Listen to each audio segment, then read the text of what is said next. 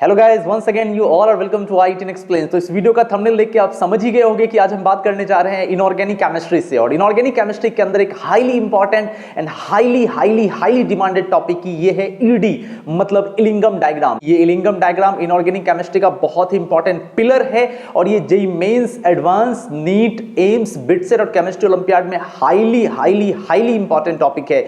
ये एक ऐसा इनऑर्गेनिक केमिस्ट्री का टॉपिक है जो बच्चों में अपने आप में एक आतंक है, क्योंकि अगर आपका कंसेप्ट बिल्कुल क्रिस्टल क्लियर नहीं है, अगर बहुत बढ़िया से आपको फैक्ट्स इलिंगम डायग्राम के समझ में नहीं आए हैं, तो यहां से हाई प्रोबेबिलिटी होती है नेगेटिव मार्किंग होने की। आपको ये क्वेश्चन एग्जामिनेशंस में बहुत आसान दिखेंगे, लेकिन इस क्वेश्चन के अंदर काफी घुमावदार ट्विस्ट हो सकते हैं। तो इलिंगम डायग्राम को इस लेक्चर में हम माइक्रो टू मैक्रो लेवल तक ले जाएंगे और हमारी पूरी कोशिश होगी आपको एक क्रिस्टल क्लियर कंसेप्ट आपके दिमाग में अपलोड करवाया जाए, जिससे कि फ्यूचर में आप कभी भी नेगेटिव मार्किंग ना कर सको। मल्टीपल करेक्ट टाइप क्वेश्चन या असर्शन रीजन टाइप क्वेश्चन या पैराग्राफ टाइप क्वेश्चन आपके हमेशा विदाउट नेगेटिव हो सके।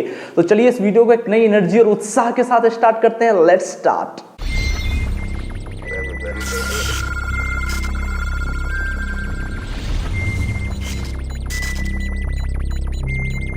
ओके गाइस, स्टार्ट करते हैं। तो स्टार्ट करने से पहले मैं आपसे रिक्वेस्ट करूंगा, आप अपनी आंखें 2 या 3 सेकंड के लिए बंद करें और सारी दुनियादारी भूल के हमारे साथ जुड़ जाएं। जुड़ के अब सबसे पहला क्वेश्चन जो हर लेक्चर में मैं आपसे पूछता हूं कि इलिंगम डायग्राम, मान लो इस लेक्चर में हम बात कर रहे हैं ईडी की, तो ईडी सुनते साथ आपके दिमाग में क्या क्या निकल के आता है, क्या बातें निकल के आती है? ईडी सुनते साथ सबसे पहली चीज आपके दिमाग में क्या आती है? आपको लग रहा होगा बेसिकली एक डायग्राम है जो स्मेल्टिंग्स में यूज होता है, पायरोमेटलर्जी का एक पार्ट है जहां पर हम कुछ रिडक्शन के इक्वेशंस बता सकते हैं। पर बेटा, जैसा कंपटीशन बदल रहा है, जिस तरह के क्वेश्चंस पूछे जा रहे हैं, तो इतने से आपका काम नहीं चलना। इलिंगम डायग्राम सुनते साथ क्या क्या हमारे दिमाग में आता है, ये हमें एक रास्ता देता है कि हम किसी क्वेश्चन को किस डायरेक्शन में लेके जाएं जिससे कि हमारा करेक्ट ऑप्शंस आ सके। तो सबसे पहली बात, ईडी सुनते साथ 4 बातें आपके दिमाग में टप टप टप टप टप छप के आ जानी चाहिए। और वो 4 बातें क्या है, ध्यान से सुनना। पहली बात जो सबसे इंपॉर्टेंट है, it's a diagram. It's a diagram, ठीक है। Used in pyrometallurgy, used in pyrometallurgy, ये पायरोमेटलर्जी में यूज होता है। Using some principles of thermodynamics, using principles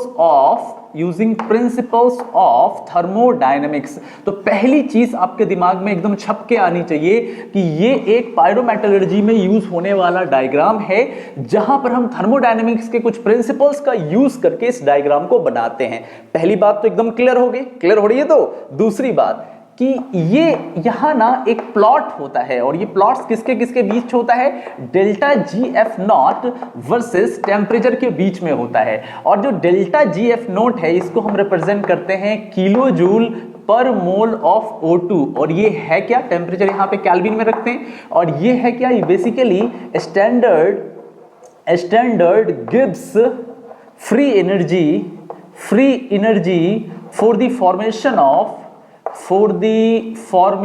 of M2OX, मतलब मेटल ऑक्साइड के फॉर्मेशन की स्टैंडर्ड गिब्स फ्री एनर्जी है डेल्टा GF नॉट। और T जो है आपका टेम्परेचर है। तो बेसिकली बेटा, ये जो इलिंगम डायग्राम जिसको मैंने ED बोला है, ये प्लॉट है डेल्टा GF नॉट और T के बीच का। यहां पर एक मिसकंसेप्शन है जिसको दूर करो बेटा। ऐसा नहीं है ये सिर्फ ऑक्साइड के लिए ही होता है। इलिंगम डायग्राम आप सल्फाइड के लिए भी ड्रॉ कर सकते हो, हैलाइड के लिए भी ड्रॉ कर सकते हो, नो डाउट ये इनके लिए भी ड्रॉ होता है। बट जो हमारे सिलेबस में है, ये M2OX मतलब मेटल ऑक्साइड के इलिंगम डायग्राम को स्टडी करना है। बिल्कुल क्लियर। तीसरे कंसेप्ट की तरफ बढ़ते हैं जो कि बहुत ही ज्यादा इंपॉर्टेंट है। इट्स यूज्ड टू प्रिडिक्ट, किस चीज के प्रिडिक्शन में यूज होता है? To predict the feasibility of smelting. ये स्मेल्टिंग प्रोसेस में फिजिबल होगा वो रिएक्शन या नहीं होगा, इसको पता करने के लिए भी यूज होता है। देखो जरूरत क्यों पड़ती है। अगर मैं बात करूं मेटलर्जी के कुछ बेसिक प्रिंसिपल्स की, तो आपको पता है अगर आपके पास कार्बोनेट ओर है तो आप कैल्सिनेशन कर दोगे, सल्फाइड ओर है तो रोस्टिंग कर दोगे। तो थोड़ी देर के लिए हम मानते हैं हमारे पास कैलामाइन है ZnCO3, अपन इसका कैल्सिनेशन कर रहे हैं और इसको कन्वर्ट कर रहे हैं ZnO + CO2 में। अब जो आपका बेटा ZnO बना, अब दिक्कत ये है कि इस ऑक्साइड से अगर हमें मेटल चाहिए और अगर हम पायरोमेटलर्जी का यूज कर रहे हैं, तो हमें यहां पर एक रिड्यूसिंग एजेंट रखना होगा।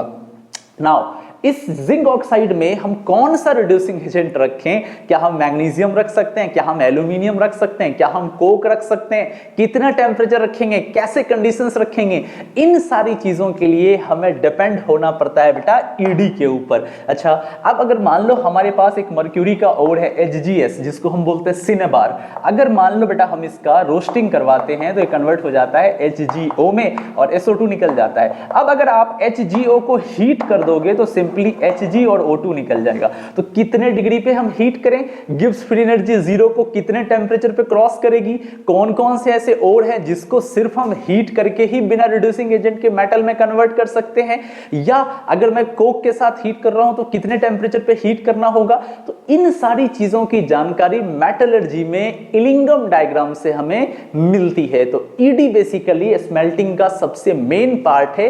तो जहां पर भी आप मेटल ऑक्साइड से मेटल को फॉर्म कर रहे हो उस जगह में आपको ईडी की जरूरत पड़ेगी। बिल्कुल क्लियर है तीन चीजें। चौथी और थोड़ी मैथमेटिक्स, ये क्या है, अब देखो बेटा पूरा का पूरा ईडी एक इक्वेशन पे बेस्ड है और वो इक्वेशन क्या है, delta G is equal to delta H minus T delta S. ये गिब्स फ्री एनर्जी का इक्वेशन है। This is the equation for Gibbs free energy. ध्यान से देखना बेटा, ये गिब्स फ्री एनर्जी का इक्वेशन है। डेल्टा जी आपका गिब्स फ्री एनर्जी है, डेल्टा एच आपका एंथैल्पी चेंज है, टी आपका टेम्परेचर है, डेल्टा एस आपका एंट्रोपी चेंज है। अब देखो यहां जो सबसे वाइटल फेनोमेना है मैं उस पर बात करूंगा। आपको ये धीरे धीरे इस लेक्चर में आप जैसे जैसे इन होते जाओगे वैसे वैसे कंसेप्ट आपका क्लियर होता जाएगा।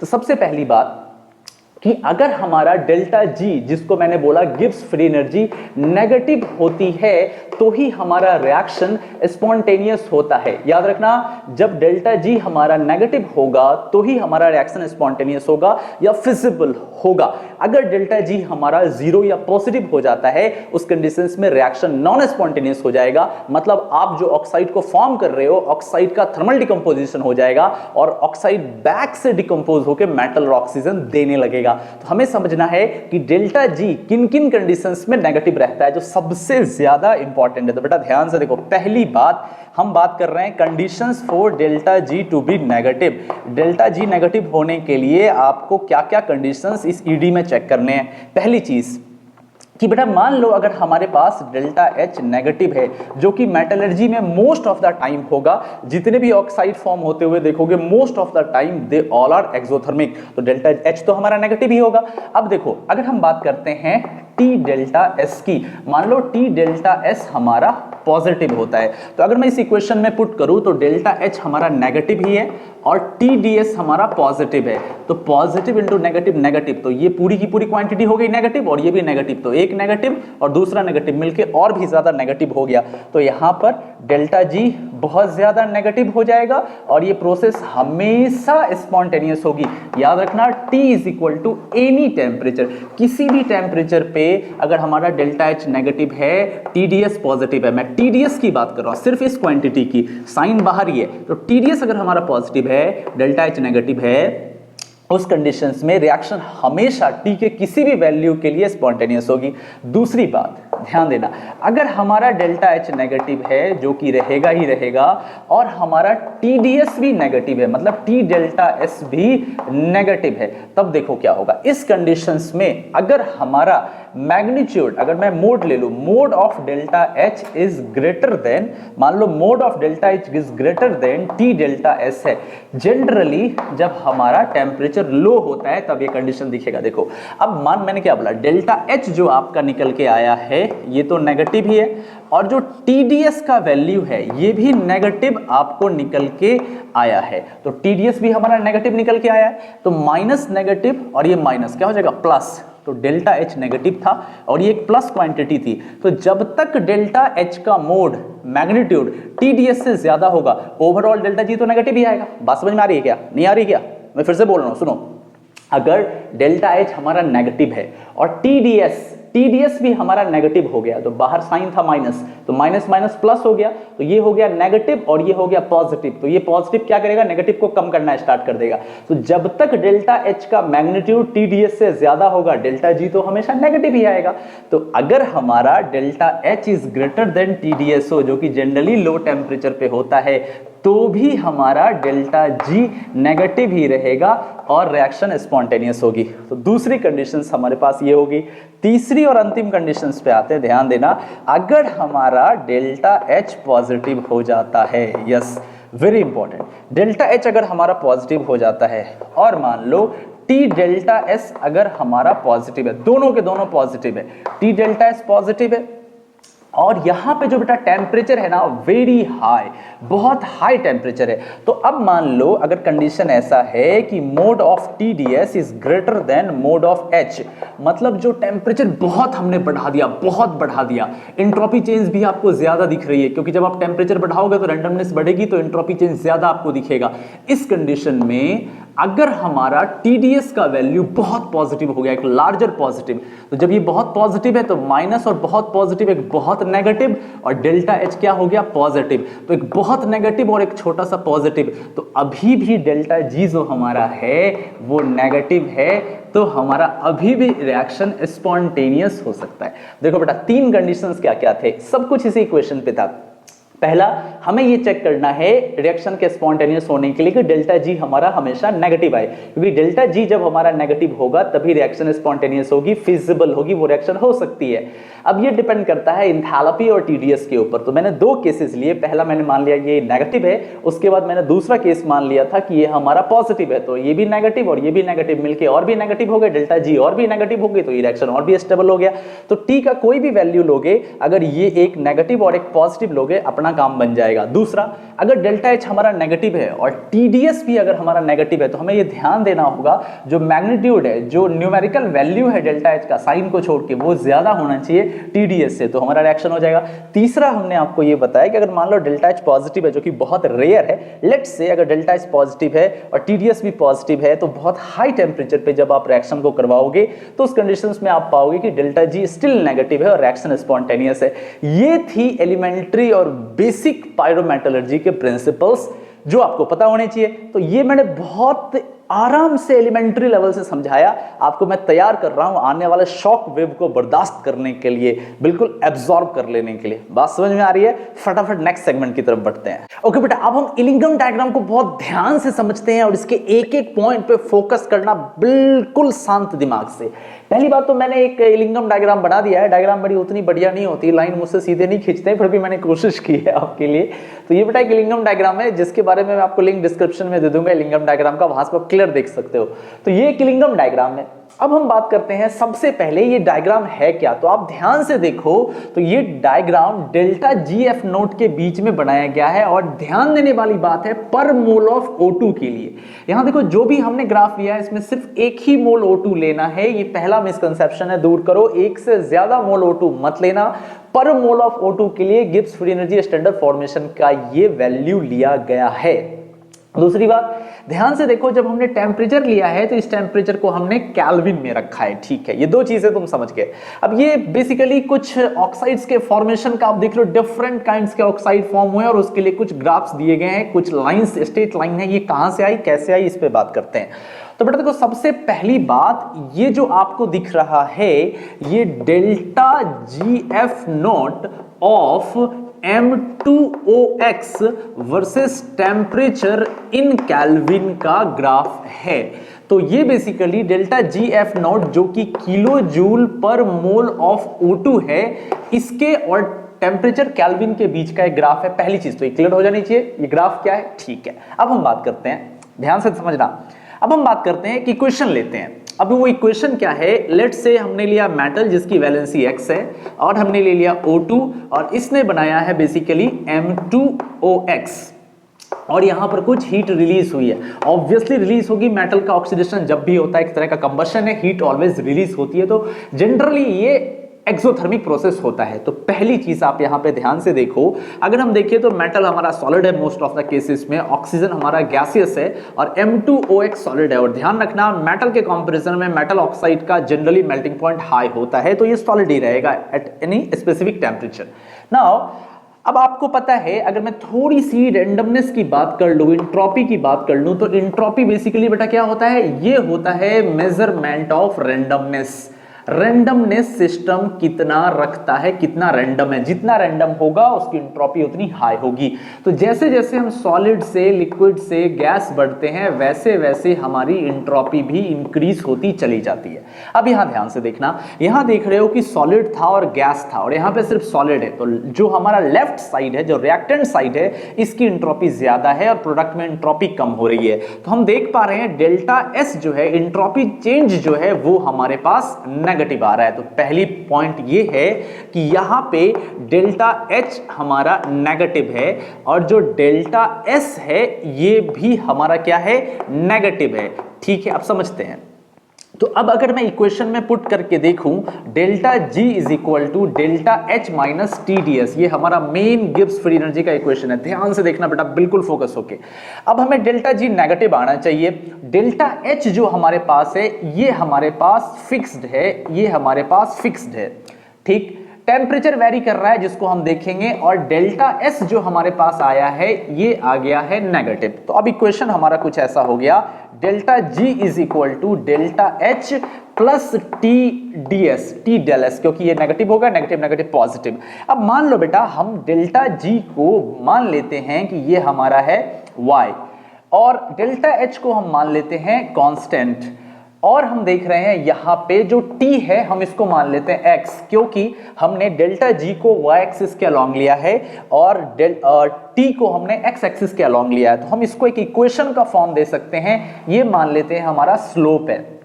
तो हमारे पास एक स्ट्रेट लाइन का इक्वेशन आ जाएगा, y is equal to M X plus C. ध्यान से देखना, y is equal to M X plus C. यहां पे y रिप्रेजेंट कर रहा है गिब्स फ्री एनर्जी को, x रिप्रेजेंट कर रहा है टेम्परेचर को, स्लोप रिप्रेजेंट कर रहा है एंट्रोपी चेंज को, और एक कांस्टेंट वैल्यू जो नजर आ रही है वो एंथैल्पी की नजर आ रही है। तो आप क्लियर देख पा रहे हो कि यहां पर जो m है, जो हमारा स्लोप है वो डेल्टा s है, और ये जो m आ रहा है स्लोप, ये एक पॉजिटिव स्लोप है। पॉजिटिव स्लोप का मतलब हो गया कि जो हमारा ग्राफ आएगा किसके बीच में बेटा, डेल्टा जी एफ नोट के बीच में और टेम्परेचर के बीच में, वो ऑलवेज इंक्रीजिंग आएगा मोस्ट ऑफ द केसेस। आप क्लियर देख पा रहे हो, किसी का भी ग्राफ ले लो, हर किसी का graph increasing increasing increasing increasing increasing है। कुछ एक का ग्राफ जो है वो या तो कांस्टेंट है, एक constant C plus O2 CO2 वाला ग्राफ है, और एक ग्राफ डिक्रीज हो रहा है 2C प्लस O2 2CO में। अब ये कैसे डिक्रीज हो रहा है, इसके पीछे लॉजिक क्या है, हम इसको आने वाले टाइम में भी डिस्कस करेंगे और अभी फिलहाल देखेंगे। तो पहली चीज आपको ये समझनी है, जो most of the metal oxide formation के केस में होता है, ये स्ट्रेट लाइन आता है, एक इंक्रीजिंग स्लोप के साथ आपका ग्राफ आता है, जो आपको एलिंगम डायग्राम में मोर देन 95% केसेस में, 99% केसेस में देख रहे हो, हर किसी का ग्राफ इंक्रीजिंग इंक्रीजिंग इंक्रीजिंग ही है। कुछ और भी बिहेवियर्स है जिस पे हम बात करेंगे। तो पहली चीज हमें ये समझनी है कि ये इंक्रीजिंग होता है, बिल्कुल किसी तरह का डाउट नहीं। अच्छा, अब हम समझते हैं कि इस केस में ये वाला जो डिक्रीजिंग है 2C प्लस O2 2CO, ये डिक्रीज क्यों कर गया, इसका देखो लॉजिक क्या है। अब देखो लॉजिक कुछ ऐसा है, लेट्स से अगर हम मान लेते हैं कि हमने लिया है, ध्यान से देखना, हमने लिया है 2C प्लस O2 और इससे हमने बनाया है 2CO। ठीक, अब ये भी एक ऑक्सीडेशन प्रोसेस है, तो इसमें भी प्लस हीट एनर्जी रिलीज होगी। तो यहां पर भी आपका इस इक्वेशन के लिए भी डेल्टा एच हमारा नेगेटिव ही है।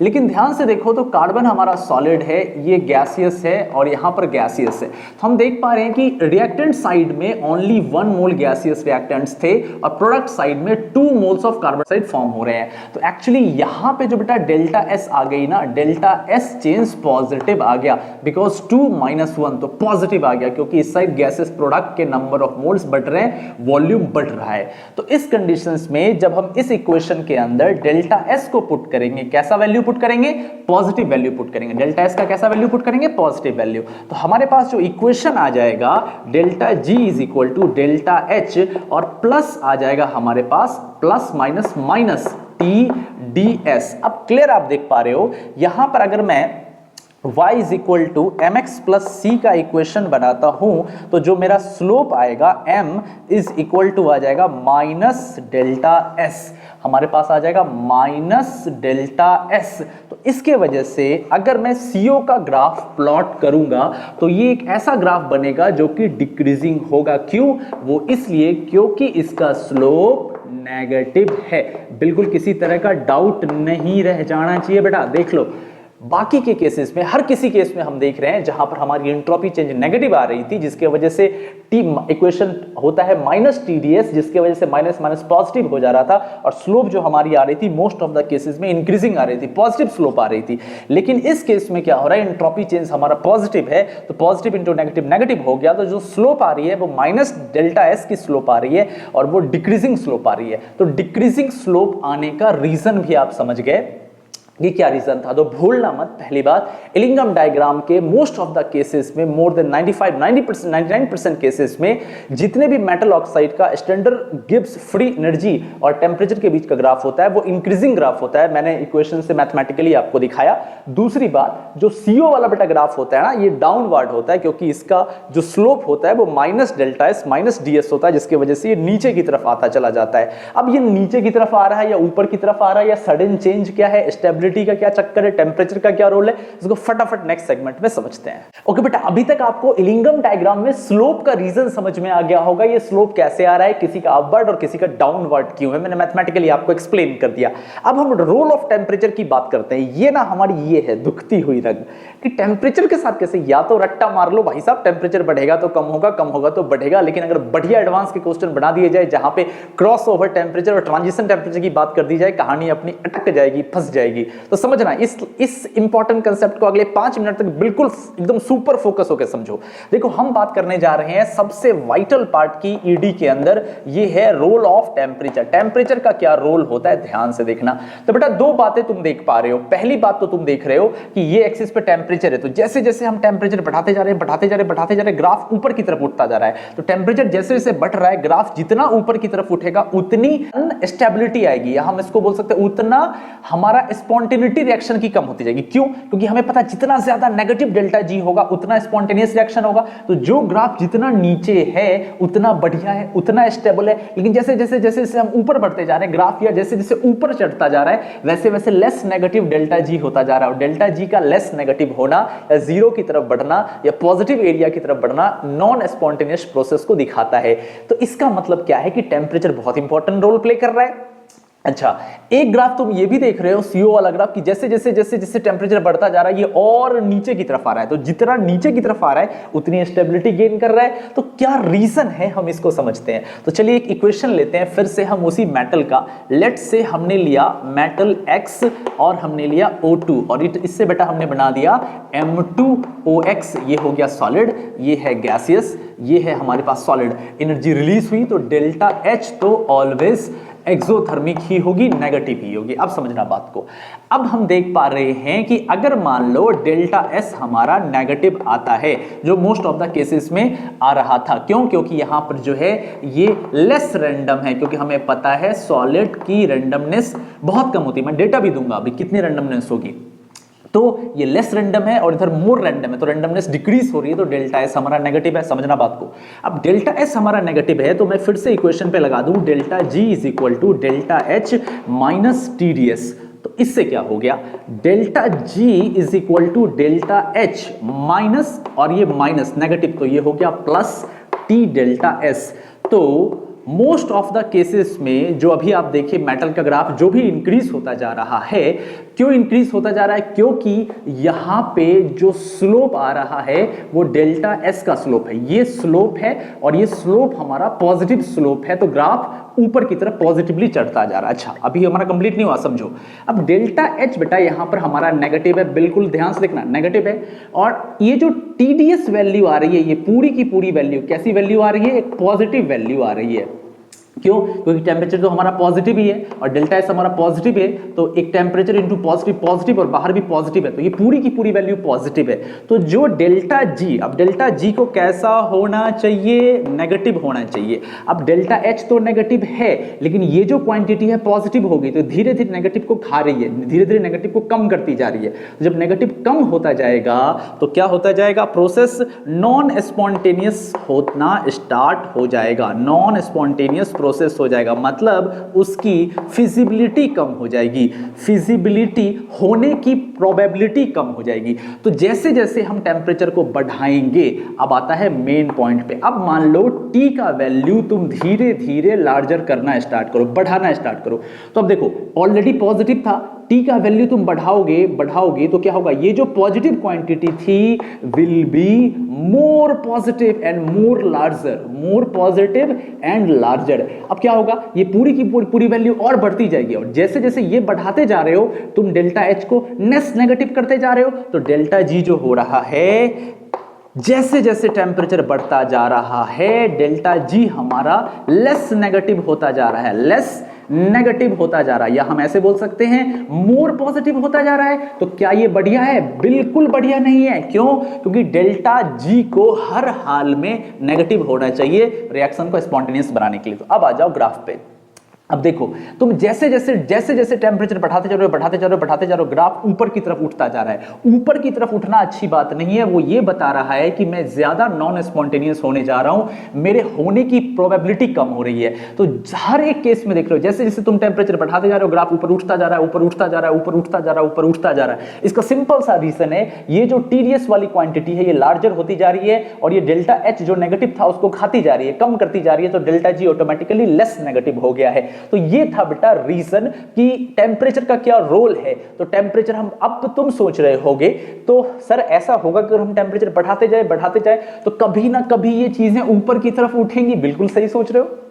समझो, प्रैक्टिकली समझो, अगर मैं किसी भी ग्राफ में बात करूं 2000, 3000, 4000 डिग्री सेंटीग्रेड पे जाके वो फाइनली मेटल दे ही देगा, लेकिन हम ऐसा नहीं करते हैं। अगर एक्चुअली देखा जाए तो हर एक मेटल में अगर हम पायरोमेटलर्जी लगा दें तब तो मेटलर्जी में बचा ही नहीं, सब कुछ तो पायरोमेटलर्जी ही हो गया। फिर आपको इलेक्ट्रोलिसिस की जरूरत नहीं है, इलेक्ट्रोमेटलर्जी की जरूरत नहीं है, फोटोमेटलर्जी की जरूरत नहीं है, तब तो सब कुछ पायरो से ही हो जाएगा, लेकिन खर्च बहुत आएगा। अगर हम हीट करते जाएं तो ग्राफ ऊपर उठ ही रही है तो जीरो को तो क्रॉस कर ही जाएगी, और जैसे ही जीरो को क्रॉस कर जाएगी ऑब्वियसली आपको पता है उस कंडीशंस में वो नॉन स्पॉन्टेनियस प्रोसेस हो जाएगा और मेटल अपना ऑक्सीजन छोड़ के बैक आने लगेगा, तो मेटल और ऑक्सीजन अलग हो जाएंगे। बट हम ऐसा करते नहीं हैं क्योंकि खर्च बहुत ज्यादा आएगा। इतना महंगा ना तो मेरा कोई लोहा खरीदेगा, ना तांबा खरीदेगा, कॉपर खरीदेगा, तो हम ऐसा यूज नहीं करते हैं। तो मैंने आपको टेम्परेचर वाइज समझा दिया कि कैसे कैसे टेम्परेचर बढ़ता जा रहा है और अनस्टेबिलिटी आती जा रही है। अब समझो कि उस केस में क्या हुआ है, CO वाले केस में क्या हुआ। देखो बेटा, यहां क्या हुआ, जब आपने 2C+O2 लिया और आपने 2CO बनाया, तो ये हमारा था सॉलिड, ये हमारा था गैस और ये हमारा था गैस। तो यहां पे बेटा क्या था, डेल्टा S जो था आपका, डेल्टा S क्या था, पॉजिटिव डेल्टा S था। तो अब अगर मैं यहां पर delta G is equal to delta H minus T delta S लिखूं तो क्या हो जाएगा बेटा, delta G is equal to delta H minus delta S positive है तो साइन में कोई फर्क नहीं आएगा, T डेल्टा S ही रहेगा। अब समझो ऐसे कि डेल्टा H तो आपका नेगेटिव ही है, ध्यान देना बेटा, डेल्टा H तो नेगेटिव ही है और T delta S overall negative ही है क्योंकि डेल्टा S पॉजिटिव है। तो सब कुछ डिपेंड करना जा रहा है टेम्परेचर के ऊपर। तो जैसे जैसे टेम्परेचर को बढ़ाते जाओगे ये वैल्यू, पूरी की पूरी वैल्यू और भी नेगेटिव होती जाएगी। तो एक बहुत ही नेगेटिव वैल्यू, और डेल्टा H तो पहले से ही नेगेटिव था, तो ये भी नेगेटिव, दोनों मिलकर एक लार्जर नेगेटिव बनाएंगे, एक बहुत ही बढ़िया लार्जर नेगेटिव बनाएंगे। तो जितना ज्यादा लार्जर नेगेटिव होगा डेल्टा G उतना स्टेबल होगा, मतलब प्रोसेस हमारा स्पॉन्टेनियस प्रोसेस होगा। तो आप देख रहे हो कि CO के केस में जैसे जैसे हम टेम्परेचर बढ़ाते जा रहे हैं ये नीचे की तरफ आ रहा है, मतलब स्टेबिलिटी बढ़ती जा रही है, मतलब डेल्टा G और भी नेगेटिव होता जा रहा है। देखो डेल्टा G जैसे जैसे आ रहे हैं नेगेटिव होता जा रहा है, और इन प्रोसेस में क्या था, उल्टा था, टेम्परेचर बढ़ा रहे थे तो नेगेटिव वाला वैल्यू कम हो रहा था, तो नेगेटिव कम हो रहा था, देखो ऊपर की तरफ उठ रहा है, नेगेटिव कम होता जा रहा है, मोर पॉजिटिव की तरफ ये आगे की तरफ बढ़ रहा है। तो बेसिकली ये दो चीजें थी, एक में आपने टेम्परेचर का रोल देखा कि टेम्परेचर बढ़ाने पर अनस्टेबिलिटी आ रही थी, और दूसरे केस में आपने देखा टेम्परेचर बढ़ाने पर स्टेबिलिटी आ रही थी। तो भूलना मत इस चीजों को, थोड़ी देर में हम स्टेबिलिटी की भी बात करेंगे। वैसे अभी तक आप समझ चुके हो कि जो जितना नीचे है वो उतना स्टेबल है और जो जितना ऊपर है वो उतना अनस्टेबल है। नॉर्मली टेम्परेचर बढ़ाने पर ग्राफ चढ़ता है, CO वाले केस में ग्राफ घटता है। क्लियर? तो समझ रहे हो? तो डाउट नहीं होना चाहिए क्योंकि बढ़िया क्वेश्चन आते हैं इससे। अब फटाफट नेक्स्ट सेगमेंट की तरफ और कुछ क्लासिकल कंसेप्ट्स को देखते हैं।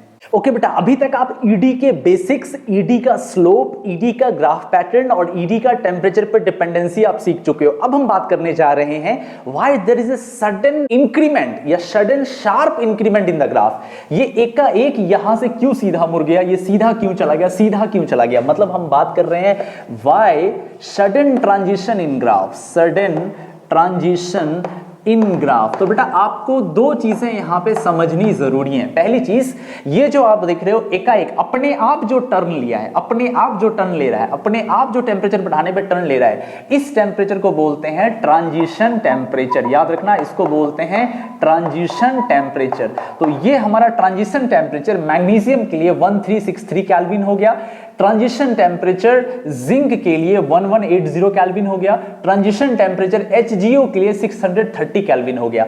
एक बार आप और देख रहे हो यहां पे जो ये ग्राफ एक दूसरे को कट करता है, इसको बोलते हैं cross over temperature. Cross over temperature अभी सीखोगे, सब सीखोगे, थोड़ा इंतजार रखो। तो हम सबसे पहले अभी सीखने जा रहे हैं ट्रांजिशन टेम्परेचर को। तो देखो बेटा, अब मैं समझाता हूं। लेट्स से मैं एक केस लेता हूं, बहुत बढ़िया इंपॉर्टेंट केस है जिंक का।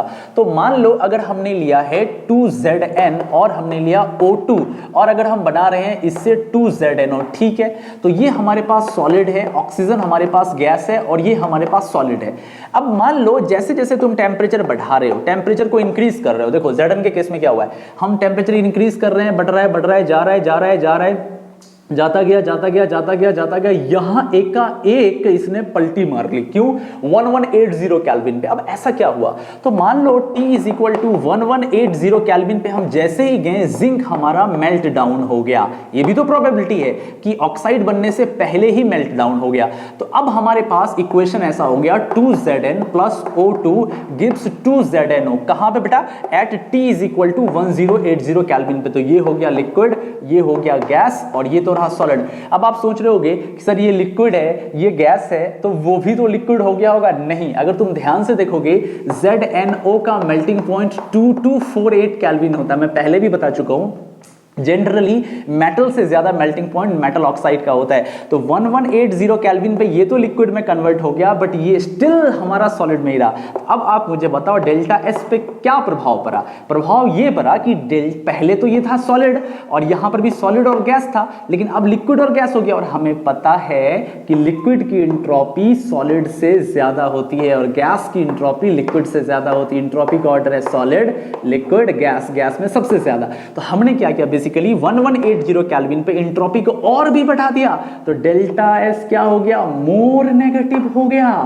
मतलब जैसे ही आपने 1180 केल्विन पे टेम्परेचर को पहुंचाया, जिंक के केस में जिंक पिघल गया और पिघल के लिक्विड हो गया। इधर की इंट्रोपी और बढ़ गई। अब दिस माइनस दिस तो और भी माइनस हो गया क्योंकि क्वांटिटी और भी ज्यादा हो गई। तो अब क्या हो जाएगा? आइए इक्वेशन की बात कर लें फिर से, हमारा master equation delta G is equal to delta H minus T delta S। तो बेटा यहां पे क्या हो गया कि डेल्टा H तो हमारे पास फिक्स है और यहां पे हम देख पा रहे हैं कि पहले तो हमने टेम्परेचर खूब बढ़ा दिया मेल्ट करने के लिए, तो हमारा T भी ग्रेटर है और डेल्टा S देख रहे हैं हमारे पास एक और भी नेगेटिव आ गया। तो ये ओवरऑल एक बहुत ही लार्जर नेगेटिव हो गया और बाहर माइनस का चार्ज है, साइन है, तो डेल्टा H प्लस TdS हो गया। और एक का एक टेम्परेचर जैसे ही लिक्विड बना, ये TdS क्वांटिटी खूब बढ़ गई और जब ये खूब बढ़ जाएगी तो क्या होगा? डेल्टा H एक का एक कम होने की कोशिश करेगा, डेल्टा H एक का एक लेस नेगेटिव हो जाएगा और जब लेस नेगेटिव हो जाएगा तो डेल्टा H क्या हो जाएगा? ऑटोमेटिकली वेरी लेस नेगेटिव हो जाएगा। तो हुआ क्या, जब हम टेम्परेचर बढ़ा रहे एक का एक पिघल गया। जैसे ही पिघल के एंट्रोपी बदल गई, एक का एक सडन इंक्रीमेंट नजर आएगा, सडन सिस्टम और भी अनस्टेबल होने की तरफ जाने लगेगा। इसको बोलते हैं ट्रांजिशन बिहेवियर। बस समझ में आ रही है? वैसा ही केस यहां पर भी है कि जब हम मैग्नीशियम को ऑक्साइड में कन्वर्ट कर रहे हैं T is equal to 1363 kelvin पे जैसे ही गया मैग्नीशियम पिघल गया। अब मैग्नीशियम पिघल गया तो ये हो गया लिक्विड, ये हो गया गैस और ये भाई साहब तो रह गया सॉलिड। तो एक का एक डेल्टा एस और भी नेगेटिव हो गई और जैसे ही डेल्टा एस नेगेटिव हो गई तो बाहर में नेगेटिव का साइन है, तो नेगेटिव नेगेटिव मिलके पॉजिटिव हो गया। तो डेल्टा एस की वैल्यू और भी बढ़ गई और डेल्टा एस किसको रिप्रेजेंट कर रहा था? एम को। एम क्या था? स्लोप। तो एक का एक स्लोप चढ़ गया, एक का एक स्लोप जंप कर लिया। तो जहां कहीं भी फेज ट्रांजिशन होगा, ये एकाएक सडन ट्रांजिशन आपको देखने को मिलेगा। आपको एक केस और बताता हूं। मान लो हमारे पास 2Hg प्लस O2 है और ये मिलके बना रहा है 2HgO। अब देखो Hg ऑटोमेटिकली लिक्विड में रहता है, O2 हमारा गैस है, HGO लिक्विड सॉलिड दोनों में रह सकता है। लेट से हम सॉलिड लेते हैं। अब आप क्लियर देख पा रहे हो यहाँ पे कि जैसे ही आप टेम्परेचर बढ़ाओगे और टेम्परेचर 630 केल्विन पे ले जाओगे, 630 केल्विन पे ले जाओगे, इतना ही था ना, हाँ, तो 630 केल्विन पे क्या होगा, ये जो Hg है ना ये गैस में कन्वर्ट हो जाएगा, ये गैस में कन्वर्ट हो जाएगा, Hg के वेपर्स बनने लगेंगे। अब तो इंट्रोपी में भाई साहब आग लग गई, एकाएक इंट्रोपी डेल्टा एस में बूम आ गया, बहुत ज्यादा डेल्टा एस बढ़ गई। तो जैसे आप Hg का ग्राफ देखो, यहां से तो ये ठीक चला था, इसके बाद एकाएक ये पागलों की जैसा उठने लग गया, एकाएक ऊपर शार्प इंक्रीमेंट। और इसका रीजन क्या था, इस जगह पे जो Hg लिक्विड फेज में था, अब Hg के वेपर्स बनने स्टार्ट हो गए, जिसके वजह से एकाएक इंट्रोपी बहुत ज्यादा नेगेटिव हो गई और बाहर वाला TdS का माइनस वाला साइन माइनस माइनस मिलके और भी प्लस कर दिया, जिससे पॉजिटिव स्लोप एकाएक खूब बढ़ गया और ग्राफ ऊपर की ओर चढ़ गया। तो ये था बेटा ट्रांजिशन टेम्परेचर। तो पहला जो ट्रांजिशन देख रहे थे आप ग्राफ में, ये देख रहे थे जब आपका फेज बदलता है। तो एक लाइन में अगर आपसे आंसर पूछा जाए कि ये इनके ग्राफ इस टेम्परेचर पे क्यों बढ़ गए, आप बोलना भाई साहब फेज बदल रहा है, मतलब सॉलिड या तो लिक्विड में जा रही है या लिक्विड या तो गैस में जा रहा है। लिक्विड गैस वाला एग्जांपल Hg भी है, भूलना मत। और बाकी जिंक हो गए, ये और भी कई तरह के मेटल्स होते हैं जो मोर वोलेटाइल मेटल्स होते हैं, उनमें ये अक्सर ये देखने को हमें मिलता है। बिल्कुल क्लियर, किसी भी तरह का बेटा डाउट नहीं होना चाहिए। फटाफट नेक्स्ट सेगमेंट की तरफ बढ़ते हैं। ओके बेटा, अभी तक आपको बहुत बढ़िया से समझ में आ रहा होगा और अब हम बात करने जा रहे हैं उन चीजों की, उन पॉइंट्स की जो कि बहुत ही ज्यादा इंपॉर्टेंट है, जिससे सीधा आपका क्वेश्चन सॉल्व होगा। मैंने आपको इतना लोड कर दिया है, इतने वेपन्स दे दिए हैं कि आप तो क्वेश्चंस की धज्जियां उड़ा दोगे, लेकिन कुछ इंपॉर्टेंट पॉइंट्स को समझते हैं जहां से सीधे क्वेश्चंस निकलते हैं JEE mains, advance, NEET, AIIMS, BITSAT और ओलंपियाड में। पहला चीज है, पहला पॉइंट हम अभी सीखेंगे selection of reducer. Selections of reducers, हम कैसे डिसाइड करेंगे रिड्यूसिंग एजेंट क्या है। मैं एक एग्जांपल लेता हूं, बहुत ध्यान से देखना है, सेट हो जाएगा दिमाग में, गारंटी है। हम मानते हैं कि हमने एक मेटल लिया A और हमने लिया ऑक्सीजन और इसने बनाया है A2OX। बेटा ध्यान से देखो, अब मान लेते हैं ये हमारा सॉलिड था, ये हमारा गैसियस था और ये हमारा सॉलिड था, ठीक है। इस प्रोसेस में जो हमारा डेल्टा GF नोट आया है वो -100 किलो जूल पर मोल ऑफ O2 आया है, ठीक है, पहला इक्वेशन है। दूसरा मान लेते हैं हमने लिया है ये Bx, जहां पर x इसकी वैलेंसी है, प्लस हमने लिया O2 और ये बनाया है B2OX, अगेन सॉलिड, ये था गैस, ये था सॉलिड। और हमारा डेल्टा GF नोट जो standard Gibbs free energy for the formation of this B2OX है, ये मान लेते हैं -500 किलो जूल पर मोल ऑफ O2 है, ठीक है बेटा। अब इन दो इक्वेशंस में आप मुझे बताओ डेल्टा G, मैं अभी अभी आपको समझा चुका हूं बेटा, डेल्टा G अगर हमारा नेगेटिव आता है मतलब बहुत बढ़िया, बहुत बढ़िया, वाह वाह, क्या कहना, वो रिएक्शन बहुत बढ़िया स्पॉन्टेनियस होगा। अब डेल्टा G जितना नेगेटिव होगा, जितना डेल्टा G नेगेटिव होगा, वो रिएक्शन उतनी ज्यादा स्पॉन्टेनियस होगी, उतनी फेवरेबल होगी, उतनी बढ़िया होगी। तो अब अगर हम बात करते हैं इस मेटल A के लिए और मेटल B के लिए, क्या पहली बात दोनों रिएक्शन होंगे या कोई एक होगा या कोई एक नहीं होगा? आंसर है सर दोनों रिएक्शन होगा, क्योंकि दोनों में डेल्टा G हमारा नेगेटिव है, ठीक है। दूसरी बात, अब मैं आपको बोलता हूं इसमें से मोर स्पॉन्टेनियस कौन होगा, तो डेल्टा G जितना नेगेटिव होगा -500, मतलब जो B2OX बनने के लिए अगर मैं बात करूं तो ये ज्यादा स्टेबल होगा, मोर स्पॉन्टेनियस होगा। तो अब अगर मैं इसको एक रियल एग्जांपल के साथ आपको समझाता हूं, जैसे कि मान लो मैंने चूज कर लिया है किसको, एल्यूमिनियम को चूज कर लेते और क्रोमियम को चूज कर लेते। अब बेटा समझना, मान लो मैं एल्यूमिनियम को Cr2O3 के साथ रख रहा हूं और मैं इक्वेशन बना रहा हूं Al2O3, बिल्कुल फोकस रहो, 2Cr, ठीक है। और मैं एक बार क्या कर रहा हूं, 2Cr ले रहा हूं और मैं ले रहा हूं Al2O3 और अब मैं बना रहा हूं Cr2O3 प्लस मैं बना रहा हूं 2Al। अब ध्यान देखो, अगर हमारे पास ऐसे इक्वेशंस है तो आप क्लियर देख पा रहे हो, यहां पर एल्यूमिनियम काम कर रहा है एज ए रिड्यूसिंग एजेंट और यहां पर क्रोमियम काम कर रहा है एज ए रिड्यूसिंग एजेंट, क्योंकि यहां पे क्रोमियम Al2O3 को रिड्यूस कर रहा है एल्यूमिनियम में, यहां पर एल्यूमिनियम Cr2O3 को रिड्यूस कर रहा है Cr में। अब आप मुझे बताओ कौन सा रिएक्शन होने की प्रोबेबिलिटी है, कौन किसको रिड्यूस कर पाएगा। सबसे पहले ये समझो कि मैं चेक करूंगा Al2O3 में और Cr2O3 में स्टेबल कौन है। तो देखो ये रहा Al2O3 का ग्राफ और ये रहा Cr2O3 का ग्राफ, आप मुझे बताओ स्टेबल कौन है।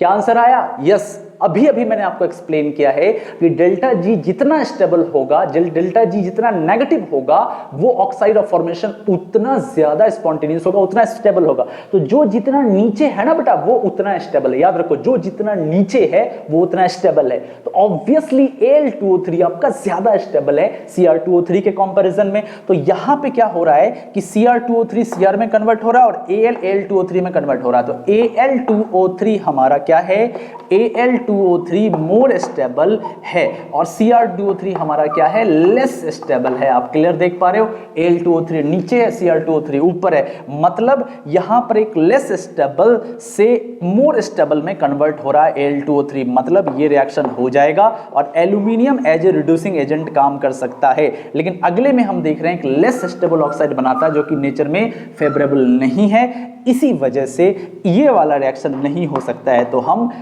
ऐसा बोल सकते हैं कि Cr2O3 को रिड्यूस करने के लिए हम एल्यूमिनियम का यूज कर सकते हैं। इससे एक कंक्लूजन और निकलता है। क्या निकलता है, अभी आप देख रहे हो Cr2O3 को रिड्यूस करने के लिए आपने Al का यूज किया था, तो हम ऐसा भी बोल सकते हैं कि जो भी ग्राफ ऊपर है ना, ऊपर वाले को रिड्यूस करने के लिए नीचे वाला यूज कर सकते हैं। मैं अभी टेम्परेचर पे, क्रॉस ओवर पे नहीं बात कर रहा हूं, तो सीधा सीधा ग्राफ जा रहा है, मैं उसकी बात कर रहा हूं।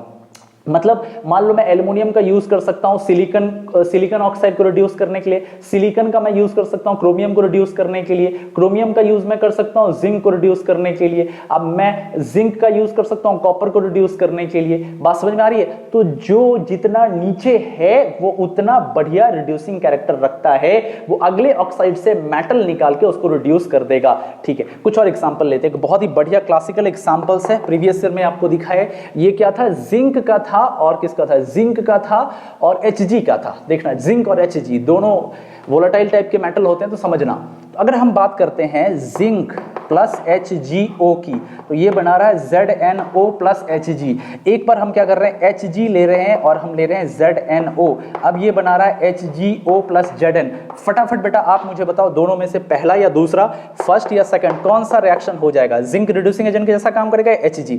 क्लियर आप देख पा रहे हो, ग्राफ के अंदर हम देखें तो जिंक ज्यादा नीचे है। क्यों? क्योंकि इसकी value delta G more negative है, लेकिन इसका डेल्टा जी उतना नेगेटिव नहीं है, -200 ही है, जीरो के काफी क्लोज है, तो ये ज्यादा स्टेबल है, मतलब ZnO बनने की प्रोबेबिलिटी ज्यादा है।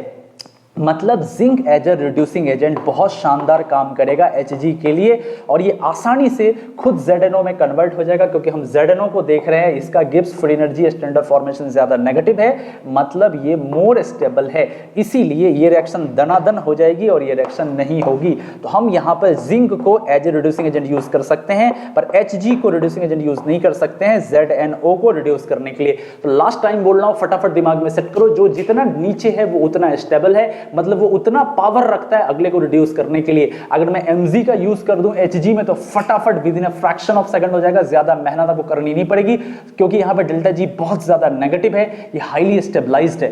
क्लियर? तो ये था बेटा हमारे पास, हम किस तरह से रिड्यूसिंग एजेंट को यूज कर सकते हैं, रिड्यूसिंग एजेंट का कैसे सिलेक्शन कर सकते हैं। आई थिंक किसी भी तरह का डाउट नहीं रह गया होगा। तो नेक्स्ट सेगमेंट की तरफ फटाफट बढ़ते हैं।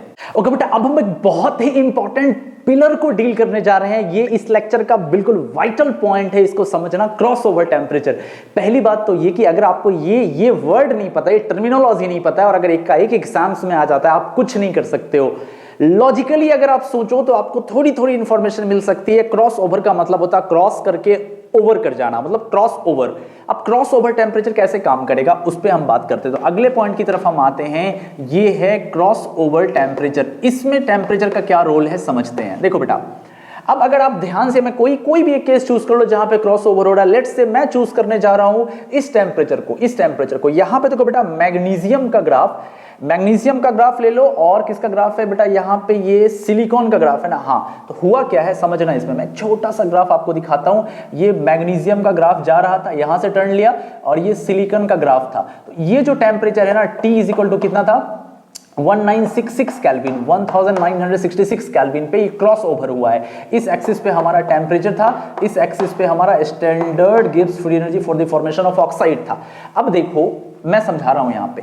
अगर मैं बात करता हूं इस रिएक्शंस के लिए, तो आपको पता है कि डेल्टा जी जितना नेगेटिव होता है वो प्रोसेस उतना स्पॉन्टेनियस होता है, मोर स्पॉन्टेनियस होता है, और जो ऑक्साइड फॉर्म्स होगा वो मोर स्टेबलाइज्ड ऑक्साइज्ड फॉर्म आपका होगा। तो अगर मैं बात करता हूं T is less than 1966 kelvin, ध्यान से देखना बेटा, टेम्परेचर अगर हमारा 1966 केल्विन से नीचे है, मतलब हम इधर की बात कर रहे हैं, ये टेम्परेचर ये 1966 केल्विन था, तो 1966 केल्विन से पीछे अगर हम बात करें तो ये नीचे वाला ग्राफ किसका था, आप क्लियर देख पा रहे हो, ये मैग्नीशियम का ग्राफ था, तो ये था 2Mg plus O2 Gibbs 2MgO, ऊपर वाला था Si plus O2 Gibbs SiO2। तो आप देख पा रहे हो कि मैग्नीशियम ऑक्साइड के फॉर्मेशन की गिब्स फ्री एनर्जी ज्यादा नेगेटिव है, नीचे है, मतलब मोर स्टेबल है।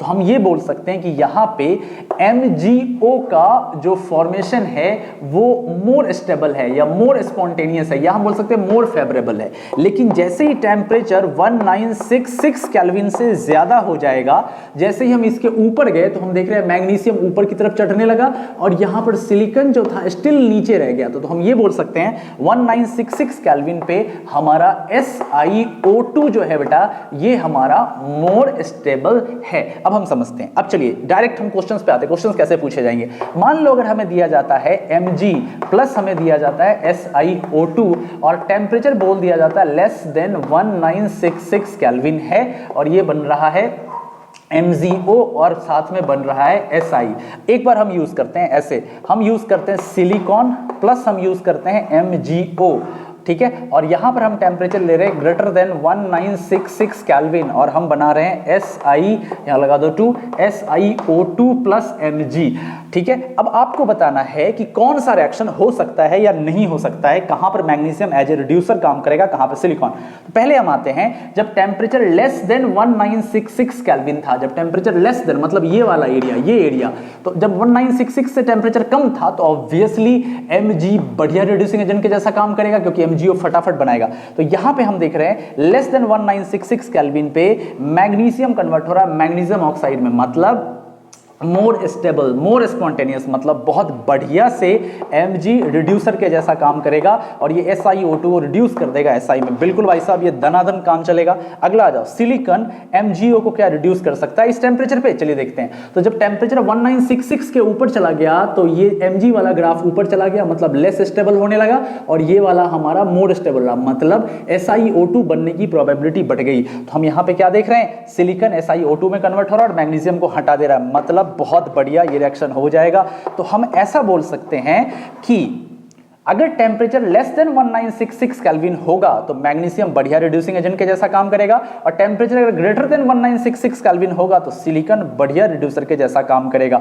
तो अब जो हमारा पहला एक कंसेप्ट था कि जो जितना नीचे है वैसा नहीं है, एक्चुअली जब क्रॉस ओवर हो जाएगा तब आपको क्रॉस ओवर टेम्परेचर देखना होगा, क्रॉस ओवर टेम्परेचर देखना होगा, क्रॉस ओवर टेम्परेचर देखना होगा कि किस क्रॉस ओवर टेम्परेचर पे ग्राफ एक दूसरे को क्रॉस कर रहे हैं। और आपको पता है जब आप इधर की तरफ आ रहे हो, किसी भी ग्राफ में इधर की तरफ आ रहे हो, किसी भी ग्राफ में, तो जब ये नीचे जैसे जैसे है वो उतना स्टेबल है, लेकिन जैसे ही उसको क्रॉस करके ऊपर चढ़ गया अब उसकी स्टेबिलिटी पहले वाले ग्राफ से कम हो जाती है। तो इसको भूलेंगे नहीं, बहुत इंपॉर्टेंट कंसेप्ट था क्रॉस ओवर टेम्परेचर का। अच्छा, इस हिसाब से मैं ना टेंडेंसी ऑफ रिड्यूसर्स दे सकता हूं, मतलब मैं ये बता सकता हूं कि टेंडेंसी, ध्यान से समझना, अगला पॉइंट है थर्ड पॉइंट, ये tendency for a metal indeed to be reducers होने के लिए क्या क्या टेंडेंसी होगी। तो ऑब्वियसली जो जितना नीचे है वो उतना बढ़िया रिड्यूसर है। तो मैं बोल सकता हूं, ध्यान से देखना, एक ऑर्डर है, याद करना इसको, Mg के बाद आ जाएगा Al, सबसे बढ़िया Mg, फिर Al, फिर आ जाएगा Si, फिर आ जाएगा Cr, फिर आ जाएगा Zn, ठीक है। Zn के बाद हमारे पास आ जाएगा Cu, फिर आ जाएगा Hg, फिर आ जाएगा Ag। तो ये एक कॉमन ऑर्डर है कि सबसे बढ़िया रिड्यूसिंग एजेंट जो रिड्यूसर्स के जैसा काम करेगा पायरोमेटलर्जी में ईडी के अंदर Mg, फिर Al, फिर Si, फिर Cr, फिर Zn। तो जैसे जैसे हम नीचे से ऊपर की तरफ बढ़ते हैं रिड्यूसर्स की जो नेचर है ना, रिड्यूसिंग टेंडेंसी है, वो कम होती चली जाती है। या हम ऐसे बोले जैसे जैसे ऊपर से नीचे की तरफ आते हैं मेटल्स की रिड्यूसिंग टेंडेंसी इंक्रीज होती चली जाती है। आई थिंक किसी तरह का डाउट नहीं रह गया होगा। एक और पॉइंट की तरफ आते हैं जो हमारा फोर्थ पॉइंट है, समझना बेटा, इसको भी ध्यान से देख ही लो, काम आ जाएगा। चौथे पॉइंट की तरफ हम आते हैं। अब देखो, तुम एक चीज देख रहे हो कि ये रहा 0, ये जो है ना ये यहां से 0 है, तो कोई ना कोई ग्राफ कभी ना कभी तो आप 0 को क्रॉस करेगा। लेकिन कुछ ऐसे मेटल्स हैं जिस केस में जो ये 0 है ना बहुत जल्दी क्रॉस हो जाता है, जैसे Hg Ag। होता क्या है कि आप बस थोड़ा सा हीट करोगे, हल्का हीट करोगे 200 300 400 500 के आसपास, ये ऑटोमेटिकली ब्रेक होना स्टार्ट हो जाएगा और आपको दिक्कत ही नहीं है। आपको ना कोई रिड्यूसिंग एजेंट चाहिए, ना कुछ भी नहीं चाहिए, आप सिंपली उस ऑक्साइड को लो और हीट कर दो। ऐसे बहुत सारे एग्जांपल्स हैं। तो 4 मेटल ऐसे हैं, जो सेट करो दिमाग में, 4 मेटल ऐसे हैं जिनके ऑक्साइड सिंपली हीट करने पर 0 को क्रॉस कर जाते हैं। अब होगा क्या, जैसे ही हमारा डेल्टा G 0 को क्रॉस कर जाएगा मतलब वो पॉजिटिव हो जाएगा, और पॉजिटिव का मतलब हो गया नॉन स्पॉन्टेनियस। नॉन स्पॉन्टेनियस तो हुआ क्या बेटा, तो Hg कौन कौन से वो 4 मेटल हैं, सेट करो दिमाग में, Hg Ag Au Pt, Hg Ag Au Pt, या हम ऐसे बोल सकते हैं जो भी बहुत non reactive metal, inert metal, passive metal होते हैं, इसीलिए उनके एक्सट्रैक्शन में दिक्कत नहीं होती। 4 चीजें हैं, इनके ऑक्साइड फटाफट रिवर्सिबल चले जाते हैं। मतलब अगर आप HgO लोगे या आप सिल्वर का ऑक्साइड Ag2O लोगे, आप जैसे ही इसको हीट करोगे ये 0 को क्रॉस कर जाएगा, डेल्टा G इसकी पॉजिटिव हो जाएगी और फटाफट मेटल देना स्टार्ट कर जाएगा। तो फटाफट ये चीजें समझ में आ गई, किसी भी तरह का डाउट नहीं। अब सबसे लास्ट पार्ट की तरफ आते हैं और बोला जाता है अंत भला तो सब भला, ये आपके दिमाग की बत्ती जला देगा, फटाफट उसको सीखते हैं। ओके बेटा, सबसे अंतिम पार्ट की तरफ आते हैं। This is the one of the most important and most conceptual part.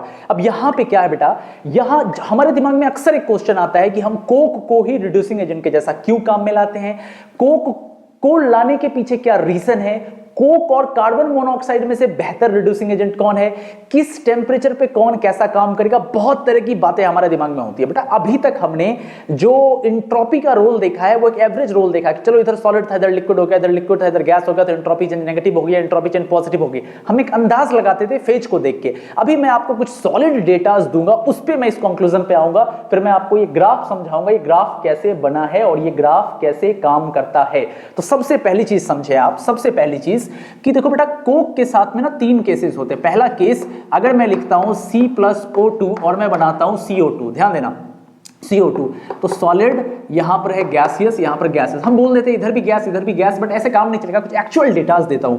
अगर मैं बात करता हूं स्टैंडर्ड एंट्रोपी की, स्टैंडर्ड एंट्रोपी की बात करता हूं एट 298 केल्विन पे, और ये दिया जाता है बेटा जूल पर मोल पर केल्विन पे डेटा दिया गया है। तो उस कंडीशंस में जो इसकी वैल्यू आती है, निकल के आती है, कितनी निकल के आती है, ये है 5.5, ये है 205, और CO2 की वैल्यू निकल के आती है 214। तो अगर मैं एंट्रोपी चेंज देखता हूं, स्टैंडर्ड एंट्रोपी चेंज देखता हूं इस केस में, तो ये हो जाएगा 214 माइनस 5.5 और प्लस 205, सॉल्व करके देख लेना, ये माइनस 3.5 जूल पर केल्विन पर मोल आएगी, ध्यान देना, ठीक है।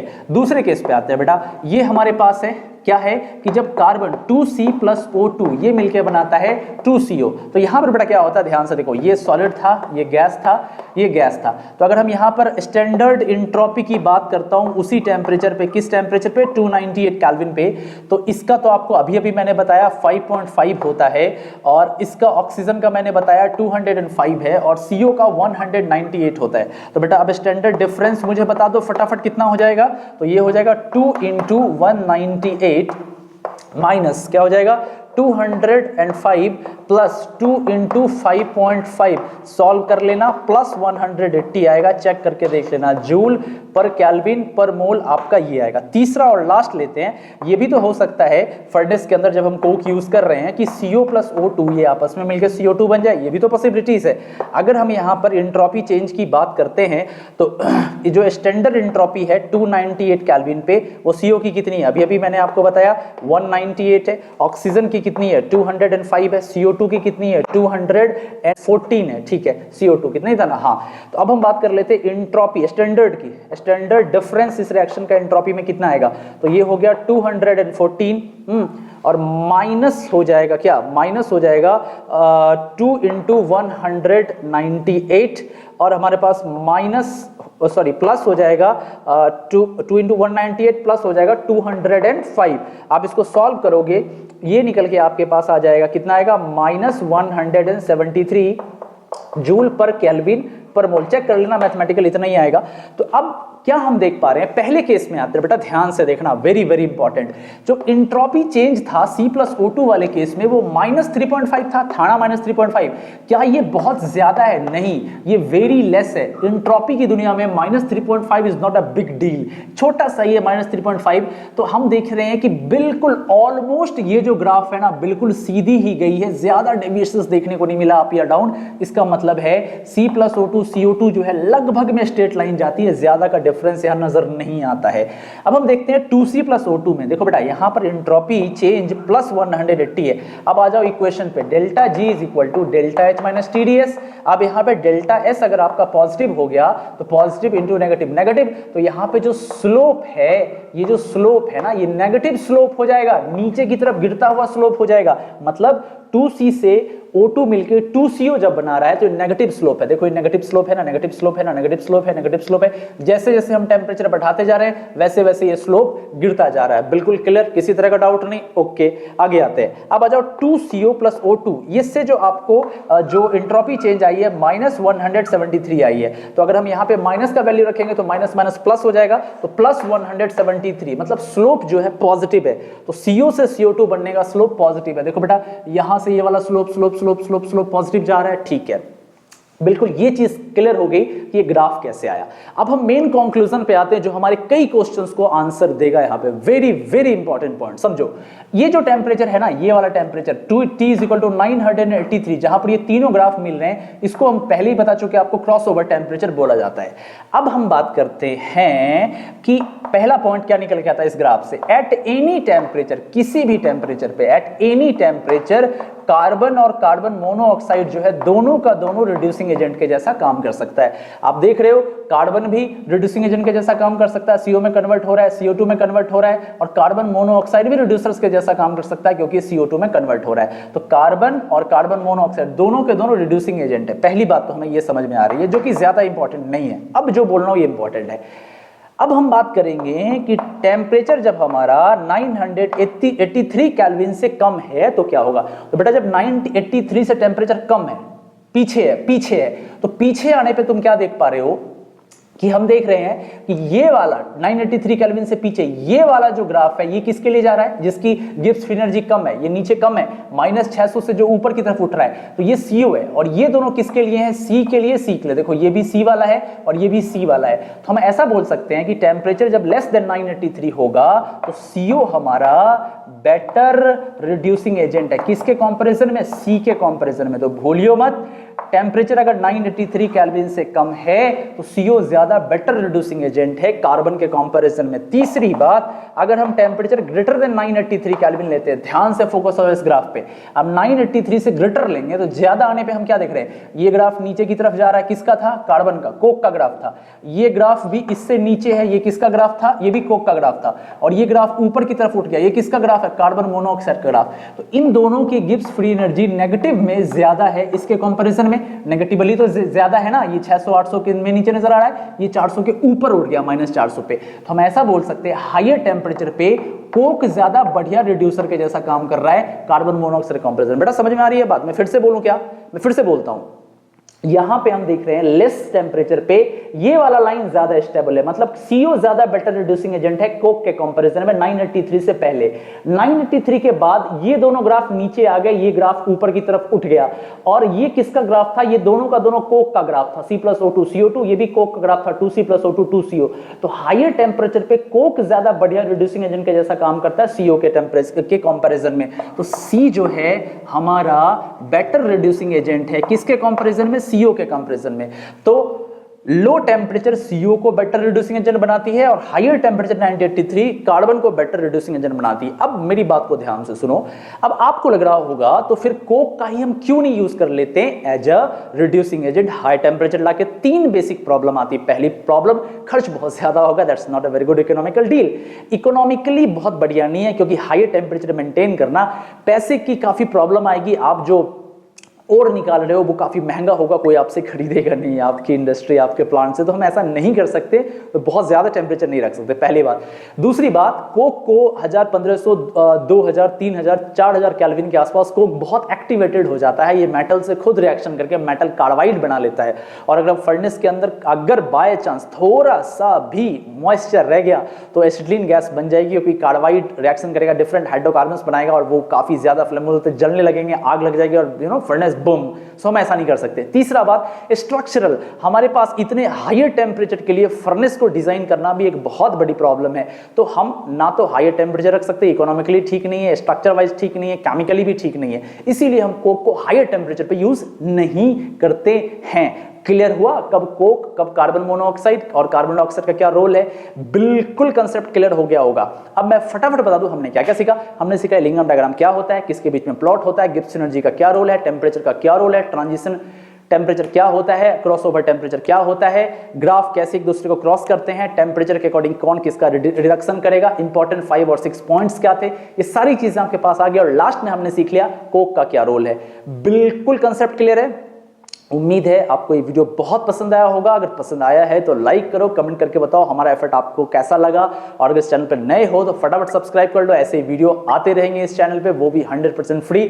तो चलिए मिलते हैं एक नई वीडियो के साथ, एक नई एनर्जी और उत्साह के साथ। तब तक जो मैं हर वीडियो में बोलता हूँ, पढ़ते रहे, आगे बढ़ते रहे। Thank you very much, have a nice day.